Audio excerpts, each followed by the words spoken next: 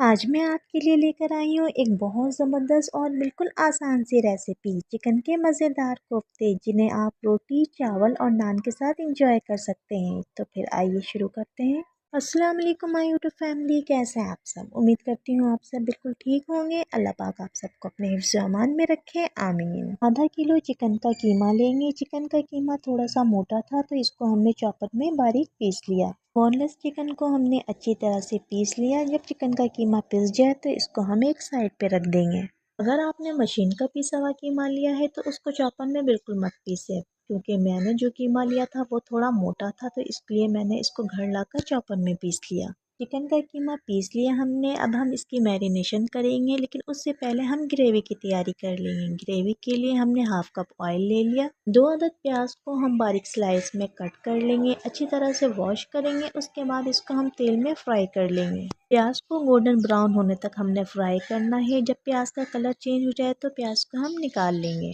हमने 2 अदद टमाटर ले लिए, अच्छी तरह से वॉश कर लिया। 2 अदद आलू को भी हमने कट कर लिया। आलू आपकी मर्जी है, अगर आप लोग डालना चाहें तो डाल लें, वरना इसको स्किप भी कर सकते हैं। प्याज को ब्राउन करते करते अब इसका कलर चेंज होने लगा है। जैसे ही प्याज गोल्डन ब्राउन हो जाए तो इसको हम निकाल लेंगे और अच्छी तरह से इसको पीस लेंगे। प्याज को ब्राउन करते करते अब इसका बहुत ही अच्छा सा कलर आने लग गया है। इस स्टेज पर हमने प्याज को निकाल लेना है, मजीद इसको ब्राउन नहीं करना, इससे इसका कलर खराब हो जाएगा।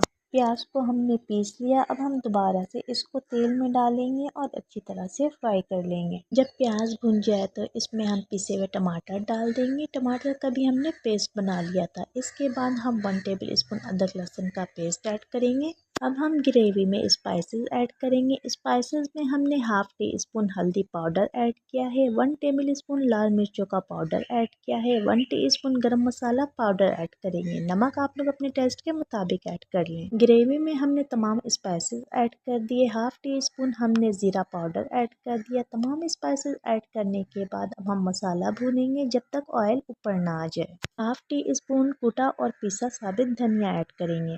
जब मसाला अच्छी तरह से भुन जाए तो 3 टेबल स्पून दही ऐड कर देंगे। दही ऑप्शनल है, अगर आप लोग चाहे तो जायके को इन्हांस करने के लिए ऐड कर सकते हैं। ग्रेवी हमारा रेडी हो रहा है। जब तक हम कीमे की मैरिनेशन स्टार्ट करते हैं। हल्दी हाफ टी स्पून ऐड करेंगे। लाल मिर्चों का powder half teaspoon add करेंगे। नमक आप लोग अपने टेस्ट के मुताबिक ऐड कर लें। गरम मसाला powder half teaspoon add करेंगे। इसके अलावा आप लोगों ने मज़ीद कोई मसाले ऐड करने हैं, ज़ीरा और साबित धनिया, तो आप लोग ऐड कर सकते हैं। मैंने बहुत कम स्पाइसेस में ये कोफ्ते बनाए हैं। मसाला बहुत ही अच्छी तरह से भुन चुका है और ऑयल ऊपर आ गया। अब हम इसमें कटे हुए आलू ऐड कर देंगे। आलू ऐड करने के बाद हम फ्लेम को लो कर देंगे ताकि आलू अच्छी तरह से डन हो जाए।